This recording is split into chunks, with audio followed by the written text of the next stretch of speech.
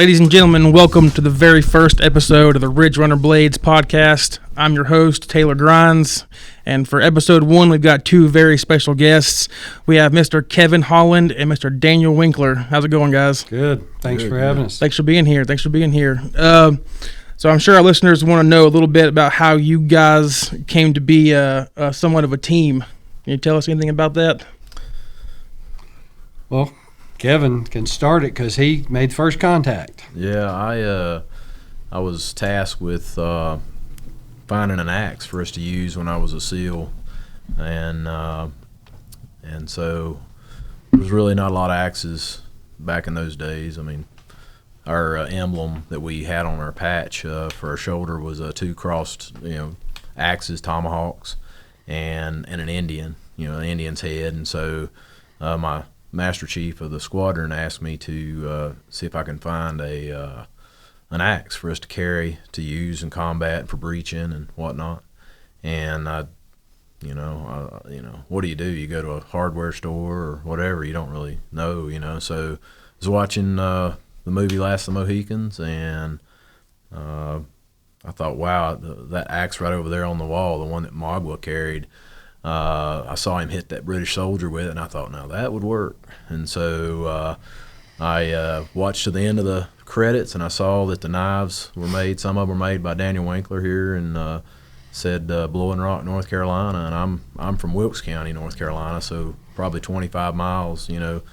So the next time I came home, I looked up Daniel in the white pages, and I found him, gave him a call.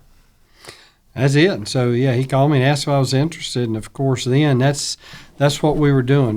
We made one-of-a-kind, mostly historically influenced pieces. I mean, we're sitting in the museum for Winkler Knives Actual right now, and it's got a lot of examples of those products from that time and that era. And so when he came in and told me who he was and what he wanted, I thought, okay, yeah, we can do this.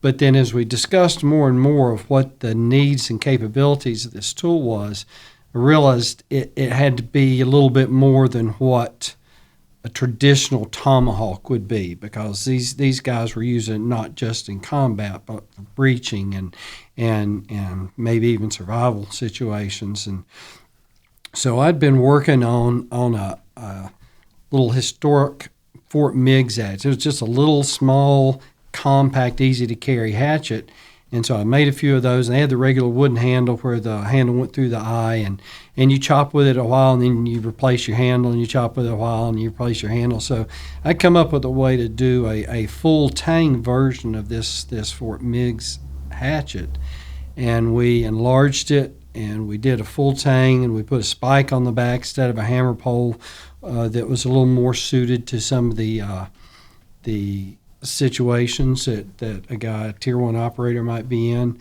and hand forged it, and Kevin thought that's good, and so he bought it, and back in those days I was scrounging for dollars everywhere I could get them. It's hard to make a living as a knife maker, and this was back in 92, I guess. Yeah. So Karen and I had been in the knives full time for 4 years then, and still building our reputation and building our customer base and our skills and what we were doing.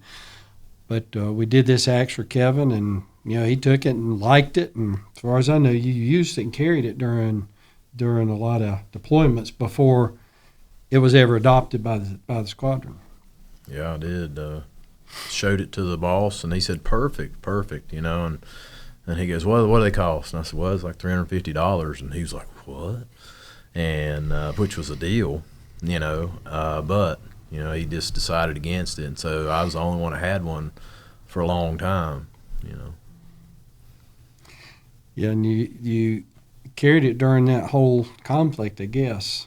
Yeah, well, then that was in the Navy, and I carried it the rest of the time that I was in the Navy, and then I became a wildlife officer in North Carolina. I just kind of put it in the door of my car. And then after 9/11, when I went back in the military, I went into the Army Special Operations, and that's where someone noticed, my team leader noticed, just the handle sticking out of the sheath when I was carrying it. We're leaving to go invade Iraq, and he asked me, he said, is that a Winkler? Just by the handle, he knew, and he's a knife guy. And he asked if I thought maybe if Daniel would make one for him, and that's when I reconnected with Daniel after like 10 years and asked him, and Daniel, he agreed. I told him what I was doing and had to go through a little bit of an interview process with Karen. And then so Daniel started making them for our guys in our Army unit. That's super cool. How many designs have you guys done together? Well, let's see. The squadron axe, we started with the first one, which carried the Navy, and then when you went into the Army, we redesigned it. At number 16. Yeah, and because I did a hand forged, I think 16 or 17 of very similar to his original hatchet. Mm-hmm.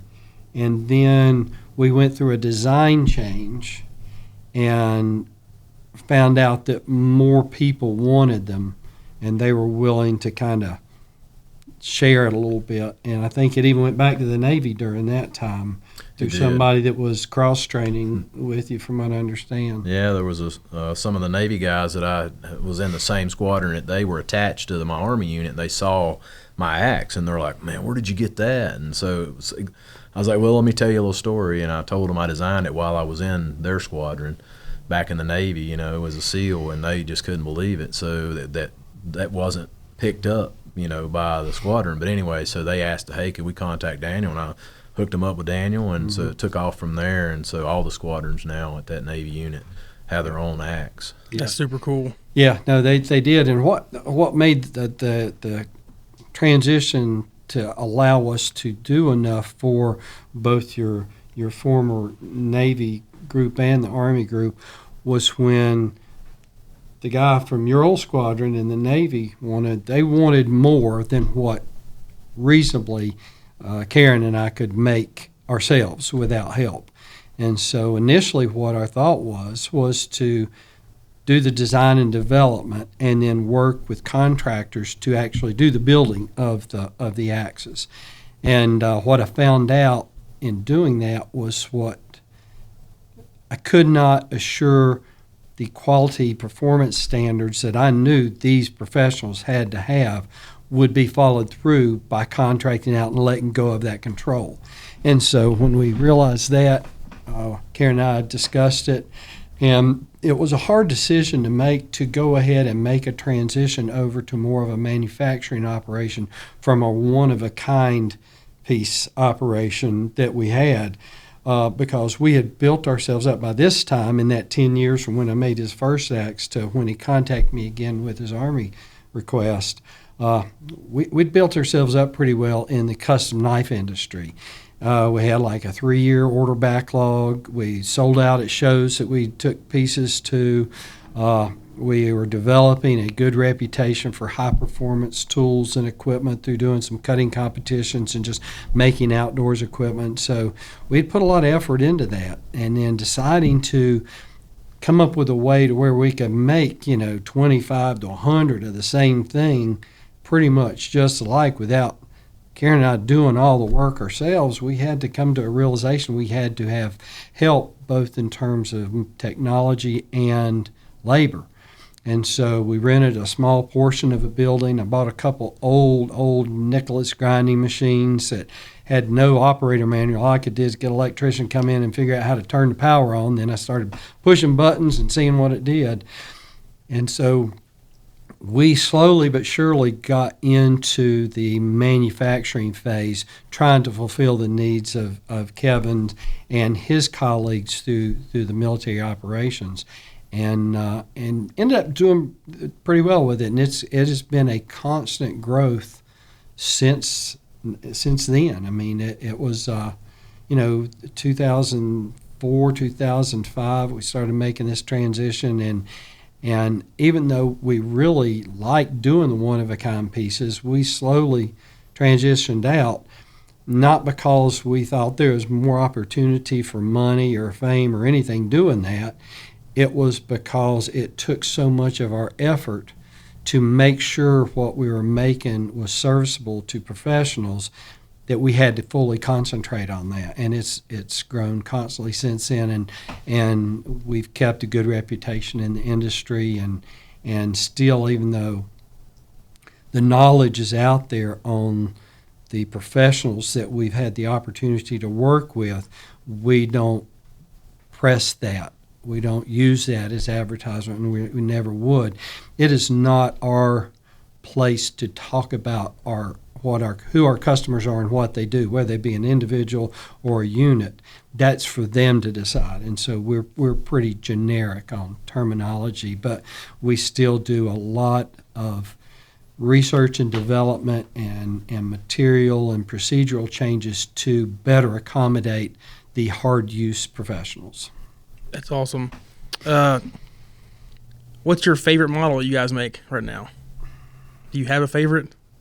Depends on what I'm going to be out doing. Oh, yeah, that makes a good sense. There's a lot of favorites. I know Kevin's got some that he uses on a regular basis, and most of what he uses are pieces that, from my understanding, that you had a hand in the development of the design, because working with a professional, I can't know what he's going to need it for, and he may not have the total knowledge to know how to make that a reality in a production situation. And one thing we do in production is we never compromise the performance and balance and durability of the piece to make it faster or make it easier. We don't choose the easy way. Any changes we make are to make it better, more consistent, or safer for our employees. Like we used to cut out all handles with bandsaws. Well, bandsaw is where, of the 7 times I've had stitches, I did it with a bandsaw 3 times. And so we eliminated that particular operation by going to a CO2 laser and cutting out handles with CO2 laser. It doesn't negatively compromise the part in any way, but it makes it safer for our employees. And as far as the time goes, it's about the same, because we'd stack cut multiple handles at a time, but it makes it a safer, more consistent operation. And so working with Kevin on what works for him, then we could duplicate that. That's cool. How many Winklers do you own, Kevin? Do you know? I've probably got 6 or 7. 6 or 7? Mm-hmm. Yeah. What are the ones you use on a daily basis? Now? Yeah. Well, I mean, if I'm hunting, I use. We did a collaboration with Case, and I designed a knife and caught the Skinner, and it's a really an overall user-friendly knife. It's nothing fancy, but it gets the job done. It's a great hunting knife. It is a great hunting knife, yeah. And then so tactically, if I'm doing some kind of contract work, I'll carry the operator, which is a knife I designed with Daniel, because I wear it under my kit. It's just a small daggerish. It's not a dagger, but it's I guess kind of a mix between what you describe it, Daniel. The operator is like, if you have a dagger, and a lot of people think daggers are the thing for personal protection, and they do have their use and their purpose. But when you take blade geometry and get it involved for better performance in a variety of situations, a dagger, quite frankly, is basically good for one job, stabbing. That's about it. It's not going, geometrically speaking, it will never get as sharp as a single-edged knife of the same width, because your geometry's changed. You got a lot more cutting drag in the angles. So what we did with the operator is he knew in his situation he might also need utility in a knife. He might have to cut a rope, or he might have to sharpen something, or any number of things that you come into the field. So what we did is we gave it the properties of a dagger for personal combat protection, but then with utility of a single-edged knife with a false edge that works beautifully for both operations. Yeah. It's not, like I say, it's not the best hunting knife in the world, because the blade's more narrow. And, of course, when you do that and you make it strong enough to where you're not going to have blade failure, you do create cutting drag. But it's a nice compromise when you might need it for combat and you might need it for utility. Here's one that's going to work for both. Yeah. We actually changed it a little bit to where I was in Afghanistan. I was carrying the operator, and I was a donkey kept bothering.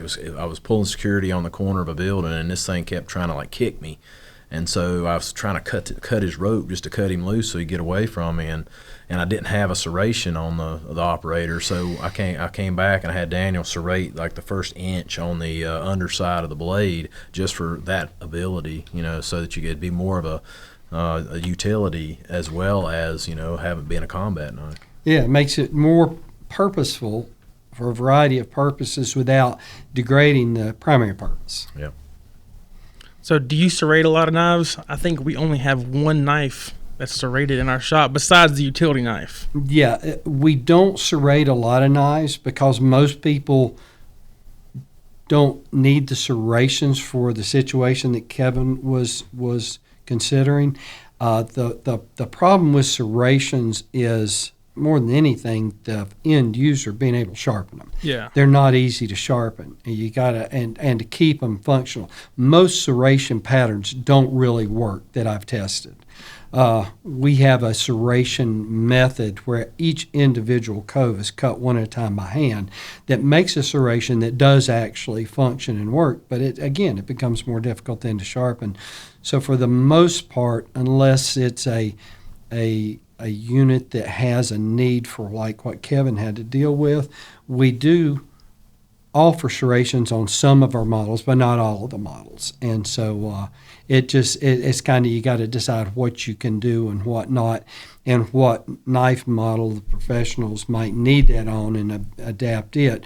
Because if we offer serrations on everything, that means we have to make a whole lot more accommodations in manufacturing processes to do that, because you have to set up for each particular model to keep them at the right angle, the right set. And it's not an easy thing to do, and it's very time consuming, and we don't charge a whole lot extra for it, but we don't serrate a lot, generally speaking. Yeah. I haven't seen very many. I think we have one in the shop. It's a field knife, but other than that, I haven't seen any serrated besides a utility knife in a long time. Well, if you go to the website, you'll see some of the drop-down menus that offer serrations and some that don't. Those are ones that are available to order with serrations. Cool. And then, like I say, if Kevin or one of the units comes up to us and says, "Yeah, I need the belt knives, but we're going to be doing a lot of situation where we may have to cut fiber or rope or something," then we may offer that as an option for that order, but maybe not in general across the board. Yeah. We just have to have some manufacturing realities. It's not like it used to be when every knife I made was a 100% custom and I was unlimited in what I could do with it. To now we have to be able to keep it in a situation we can train our employees at the shop and let them specialize without having them spread too thin. There's nobody at the shop other than me, really, that could take any of our models and make them start to finish, because what we do is we train people in specific areas to get really good at. Good at heat treating, really good at handle shaping, really good at blade profiling, and we let them do their strengths for the most part, and then cross-train. So we have, but nobody takes a knife from start to finish. That's interesting. I didn't know that. I don't have much knowledge on the manufacturing part of the knife world. So you mentioned you had a Case Winkler collaboration Skinner knife. Tell me a little more about that. Well, so Daniel contacted me and asked if I would be interested in working with him and Case on it's actually a series of knives, American Hero series. And this was going to be the first knife in that series. And anything Daniel's involved with, that's the first thing I asked when I was asked about this podcast. I said, "Was Daniel doing it?" And he's like, "Yep." I'm like, "All right, I'll come." So anyway, so he said, "Hey, would you be interested in doing this?" And I said, "Yeah." So we met with him. We talked about, hey, what, they're like, "Hey, it's up to you how you want to design your knife," pretty much. And so I sat down with Daniel and drew really I was just thinking about hunting, because Case is a old company that's, they're well known, and it's more about hunting and pocket knives and this, that, and the other thing. So I thought it would blend well with that company to design a good, like a roach belly style a knife. And so I sat down, we cut a few out of wood, and then finally settled on the Skinner is what we called it. That was my call sign in the military, and that's the one I carry on most hunts. Yeah. Well, like Kevin said, he qualified coming to do this podcast. I do the same thing with him. So, well, if Kevin's willing to do it, I can figure he knows what he's doing. I'll do it too. But yeah, it's kind of a mutual feeling I think we have. But yeah, W.R. Case, what that all came from is we had set up, had a booth at the SHOT Show, and some of the executives from W.R. Case came by and watched what we were doing, our interaction with the people we were interacting with, and then they contacted, said, listen, we noticed that you're all doing something right. You're getting some notoriety here, and we just are hoping maybe we can do something together with Winkler and Case. And so I thought, okay. And they sent 3 guys up, and we talked about it. We talked about doing design, where I designed a knife, and they made it. You know, all the knife companies have that kind of thing going on. And so, well, they've done a lot of that. And they decided, well, maybe Case could design a knife and you could make it. Well, that's the same kind of thing. And said, well, we don't really know what the connection is. How can we connect Winkler Knives and W.R. Case? And so after that discussion, part of that discussion was maybe we could do a collaborative manufacturing where we do part of it and you do part of it. And I said, yeah, we might be able to do that. And we hadn't come up with this idea for the American Hero series yet. So actually, Karen and I went to W.R. Case to tour their facility and talk with their executives about what can we do. And so while we were there, we went through the W.R. Case Museum. And we realized that in times past, like World War II, W.R. Case was very involved in the military. And, you know, they made the V-42, which is a knife for the Canadian American forces that kind of started the special forces and all, you know, during that era. We thought, okay, well, there's a connection. We have connection because at this time we're doing some work with some military specialty teams, and W.R. Case had done that in the past, and we can tie it together. So actually, Karen came up with the idea of, well, we'd do this and call it the American Hero series. We started with Kevin, and what we do is we set up where I worked with the hero, Kevin, and then Harry Bologna and Romeshay and Kyle Lamb. And we hope to do more in the future, but those are the ones I think we've got up now. And we developed the knife that they would use today or would have maybe worked for them when they were still active, because everybody we've worked with has retired from active duty. And so he presented his American Hero series, and Case went to a lot of effort to promote that, and they did a lot of filming and photography and the knife designs. And we do part of the manufacturing. Case does part of the manufacturing. And the only way that we would put our name on it is we made a deal with Case, and Case was wonderful to work with, but they had to do their manufacturing procedures like I would do it in our shop. If we're going to provide and say this is part of the Winkler knife family along with W.R. Case, then you do your blade grinding before heat treating, and you shape handles like this, and you have carry systems that are actual functional. And they were great to work with. And so that is what this American Hero series is. Kevin was the first one. I think you were also the last one because we did the pack axe with you, I think, after the Kyle Lamb, which was the last knife we developed. Mm-hmm.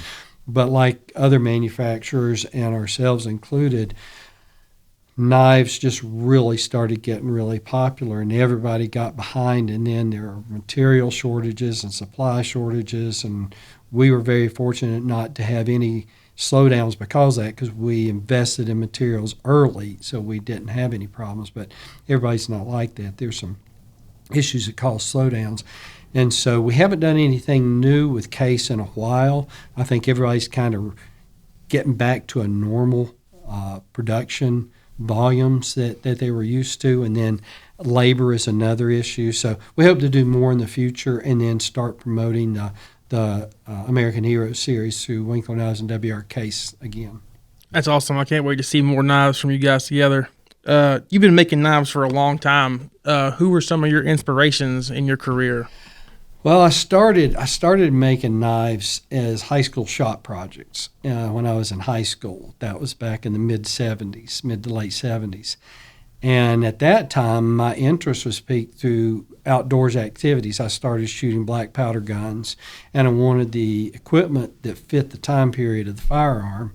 And so I started reading books and looking at pictures and talking to blacksmiths and people that did something that might be related, and a lot of trial and error to to learn how to do it. So early on, it was come out of pictures from historical items. And then later, as I learned, there were other knife makers out there. I had no idea. As I go to larger gatherings and such and meet these people, then, I would start paying attention to what they were doing and directions they were going, seeing what was possible. And Steve Schwarzer was one of the early guys that I worked with, and he helped me a lot on bladesmithing procedures and how you do that. And you have to learn about overheating steel or underheating steel and creating stresses. It's not just like Forged in Fire portrays it. There's a whole lot more science involved, and it's not magic. Absolutely. Yeah. So, Kevin, who inspired you along your way? Because you've had a pretty long military career. You mean as far as military? Yeah. Anybody inspire you to go further in your career? Well, I'll be honest with you. I grew up when we were kids. It was we watched movies like Green Berets and Rambo and whatever, and so I was like, well, that's what I want to do, and so pretty much I set my path when I was about 14, I think, and that was what I wanted to do, and I just you just think about who you want to be into combat with, and I wanted to be with the best guys I could be with, and so I just kept on trying to move up the ladder to get to the best unit I could get into, and that was pretty much it. So you were in SEAL Team 6, correct? Well, I was in Naval Special Warfare Development Group. Okay. Forgive my ignorance on military ranking and terminology. So you guys are both knife guys. So what other knives do you guys like? Is there a favorite knife outside of the Winkler world for you or for you, Kevin? I have a Leek, Kershaw. Leek? Yeah, they're just for like a little everyday carry. I lose them all the time at the airport. But yeah, that's a nice little knife just for around doing whatever. Yeah, I carried one of those for a long time. I had 2 or 3 of them. Like say, forgetting they're in your pocket when you go somewhere you're not supposed to have it or something, you kind of end up without it. I've given 2 or 3 of those, I believe, to airport security. I have too. Yeah, maybe you can do something with this because I can't go through there. And then as far as other ones, right now I'm carrying a folding knife that was a design that I worked on with Boker about 10, 15 years ago, and they finally produced it a few years ago, and I was able to get about half the edition. It's a Boker knife made by Fox out of Italy of a Winkler design, so there's a lot of people involved with it. But it's a nice knife. I carry it around. It's a lockback, and I hope to get some more. We've sold out all of them. I think there might be 1 or 2 left, but we hope to have another edition through Boker, so I like it. I've also got, of course, my kitchen cutlery, which I use more than anything, is not our design, but we hope to change that in the future. And I've just got other hatchets. I got some Gransford Brooks hatchets that I carry in the vehicles, and for certain outdoor activities, a handle that goes through the eye instead of full slab handles like what we make has a little more functionality in the field. And so, I have several of those. If I'm going to split wood, you don't want to split wood with a full tang, full slab handle axe. You're just going to break your handle off. Yeah. So I have other pieces like that. But as far as other cutlery goes, I really don't use anything other than what we make because I'm constantly testing our products. So I always have something I'm testing to the extreme to see where the failures are and where a design change needs to be. That's cool. So, big question, why ADCR V2 for your primary steel type? Okay, that's a good question, and I've got a whole write-up on why that I send to people because it's a question a lot of people ask. I've done a lot of steel testing, used a lot of high alloy, high-tech steel blends that do very well, and ADCR V2, I got really comfortable with the heat treating and the performance level of like 5160, which is kind of like spring steel. I could forge it, I could heat treat it, I get good performance qualities out of it. The wear resistance, sharpening was good. The wear resistance, how long it held the edge, lacked some. And so doing research, I discovered this steel that they called ADCRV2, which is shortened term for a really big, long number with lots of letters and numbers in it. I thought, okay, it's got a vanadium additive, but it's a more simplistic alloy content. So I tested it, and I really liked what we could do with it with our blade profiles and thicknesses and heat treating methods. It reacted very well to that. And so it was actually the best performing steel across the board of any that I used. Now, there are some others, like a CPM3V. It's got better lateral strength than ADCRV2, but it's hard to sharpen. It doesn't sharpen as easily. And in the field, that's an important feature. Like 1095's got great edge holding, but you can get edge chipping and all. So you have to soften it more down to 57, 58 in a Rockwell scale, or you get a lot of edge chipping. That also has a lot to do with your blade geometry, so it's not a hard, fast rule. It's just a generality. With ADCRV2, with the steel thicknesses we use on the knives and the axes, it holds the edge very well. It's very shock resistant. I did a side-by-side test because I used to make like our rescue axes and the rescue tools out of S7, yeah, and a H13, which were designed for like jackhammer bits. Yeah. And they worked really well. And so we used them a lot for that. And so I decided, I like this ADCRV2, so I made identical axes out of the ADCRV2 and the S7 and did side-by-side testing with it. And they were very parallel in the testing, with the exception of the edge wear resistance, how long it held the edge, and the ADCRV2 surpassed the S7.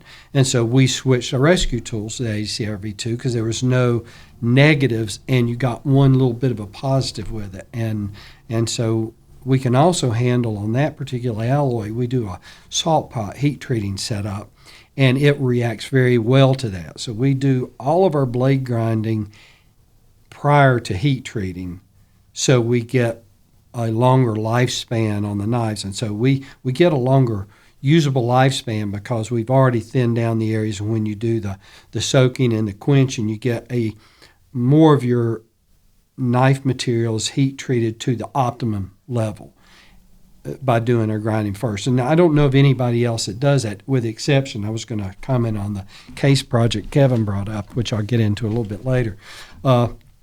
And as far as I know, they do it on the knives that are a combination between Winkler and Case.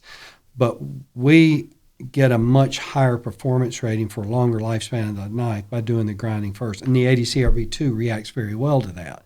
Now, blade warpage is a factor, because anytime you're using hot rolled steel from a foundry, and that's every steel that I know of is done this way, if some of the particle metallurgy may not be done as much, but they have to go through a series of rollers to set the thickness for the material, whatever use it's going to be.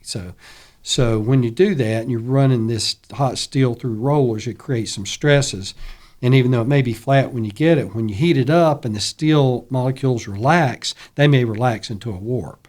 And so we do a lot of things to counter that. We have a machine that kind of bends it back and forth to relieve the stress. We Blanchard grind them to flatten and parallel the surfaces and try to get them nice and flat. And we also, every single blade, after it's heat treated and quenched, you've got just a little bit of time, you can tweak it, that we try to straighten it, but we do lose probably 10 to 12% of our blades due to warpage we can't fix.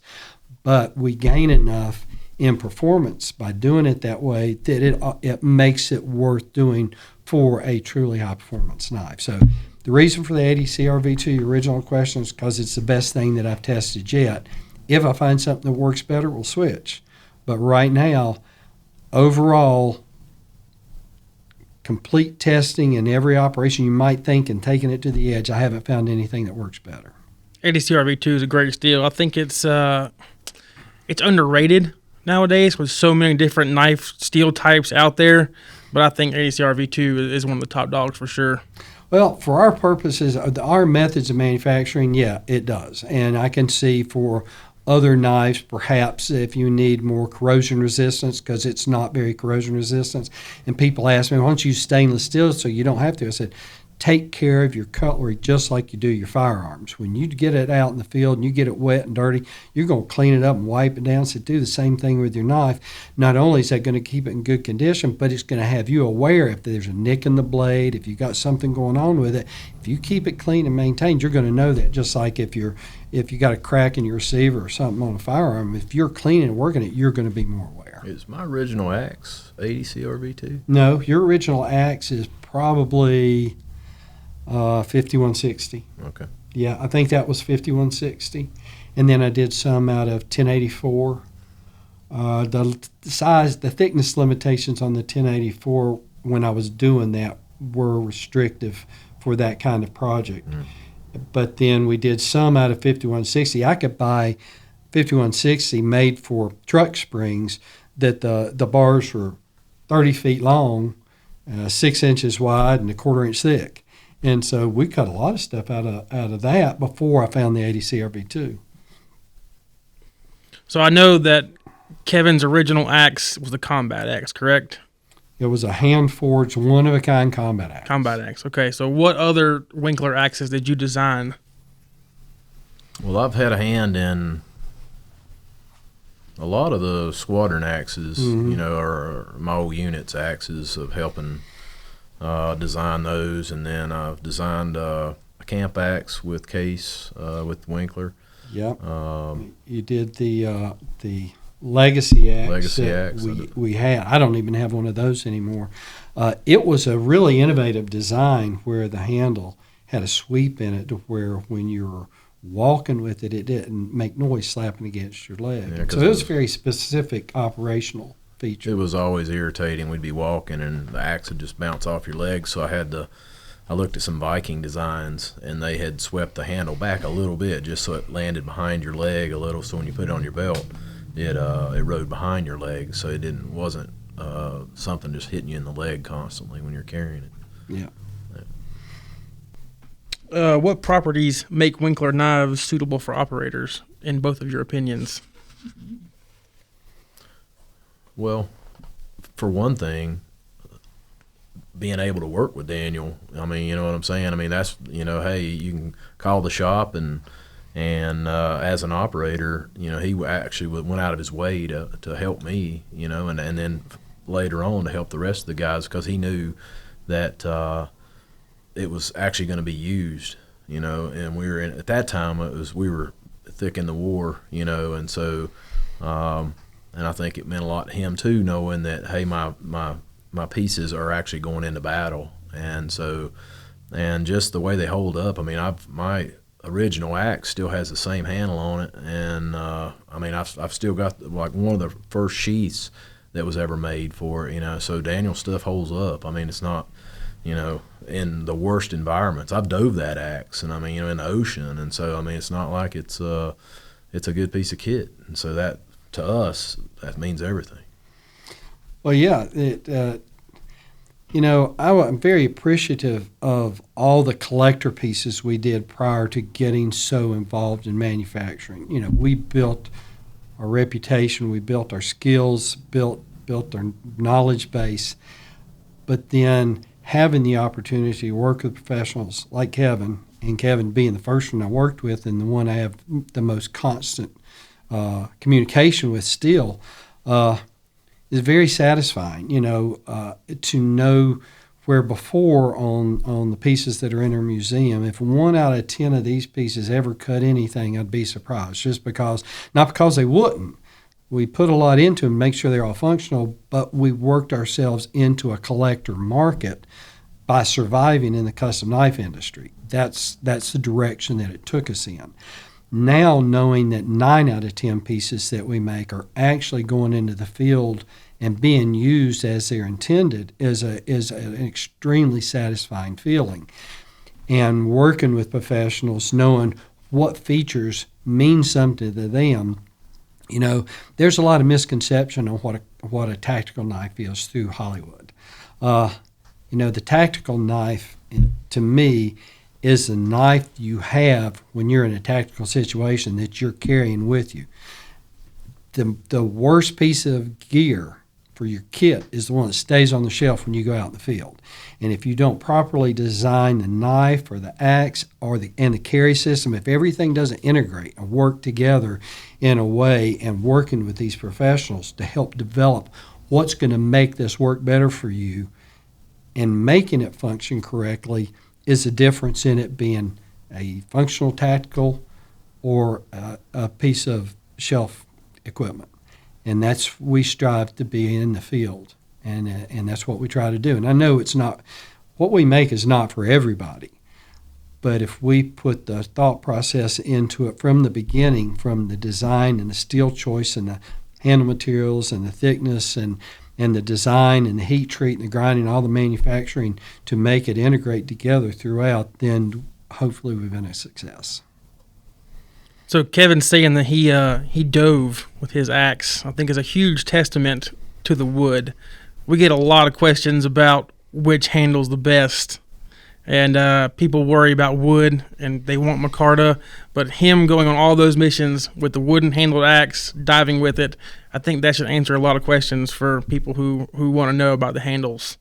Yeah, that walnut, it's pretty tough. Yeah. Got a few cracks in it, but the thing 30 is, years old. Yeah, Kevin was realistic about this because he knew, I got to dive. I got my equipment. I want to have it when I get out of the water. And he knew that when he got out, that handle might have swelled a little bit. There might be a little crack at a pin, but he's realistic. He's a true professional. Now, there's stuff now that we, just because of the following that Winkler Knives has, and not knocking it, but we now have become in certain areas collectible. Kind of like our one-of-a-kind pieces were when we were doing the hand-forged stuff. And there's nothing wrong with that, and I appreciate those people. But sometimes a collector will see something that Kevin would accept. This walnut handle is a natural material, and it may change with humidity changes, and that's acceptable and reasonable in what's going to happen because nature does not make waterproof stuff, so to speak. There might be some, but not woods. And he understands that, but still yet have that warmth and the feel of the walnut is worth it to accept that. But there's some certain times in the collector market to where they may see like a handle that travels from western North Carolina to Colorado, and it's all of a sudden in a very low humidity setting, and the wood shrinks a little bit, and you feel the pin head or you feel the tang of your knife, say, oh, what's wrong with this? This is not acceptable. I got to send it back. Well, the thing is, that's the nature. That's the natural materials and what they do. And, you just got to realize that there are things that can happen that are okay. And like Kevin said, he carried his axe, and it sat in a mud hole for a long time, I think, at one time, and got off, cleaned it off, and oiled it. And, yeah, there's some scratches on it for sure. There's a little wear here and there. But every ding and scratch has a story to it. That's right. So it's a realistic material that you accept. There have been wooden handled knives since the beginning of knives. And, wood hadn't changed much. It's all made the same way. I'm a big fan of wood handles. Even though I'm a huge micarta guy, wood handles just look a lot better. Well, we sell more wood than anything. The micartas, technically speaking, if somebody asks, I want the most durable handle material, I say, well, look at the micartas, laminates.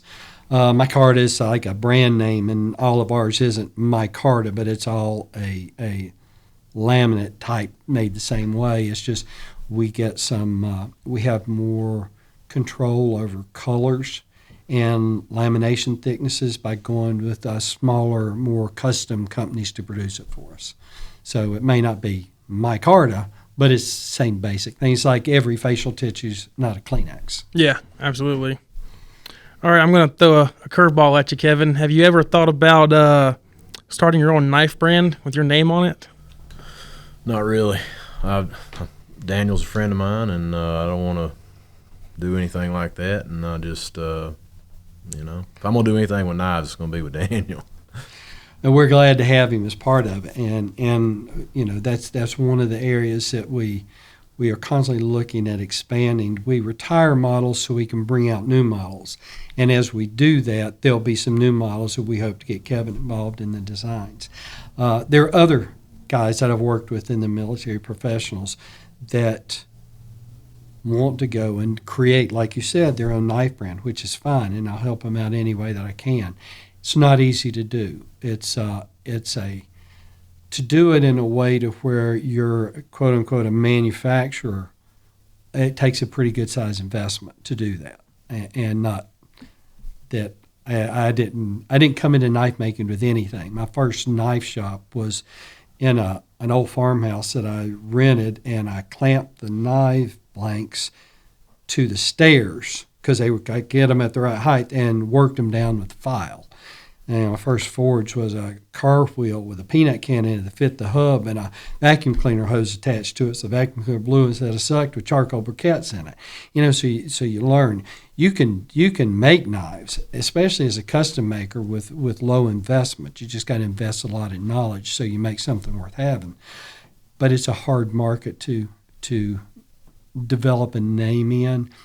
Sure, if Kevin ever wanted to do it, he'd probably be very successful because Kevin's got a name that is already developed as a professional, and he would have a jump on everybody else because of that, because he created his reputation through his previous work, and so he could carry that on as a professional. So I have no doubt Kevin could be very successful in it if that's what he wants to do.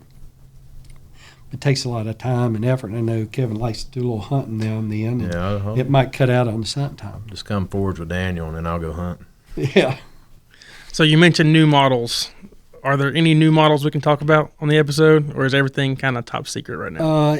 None of them are developed completely yet. What I will tell you, as we were setting up the museum, this room that we're in right now, we have a large collection from a private collector who allowed us to display his pieces in here.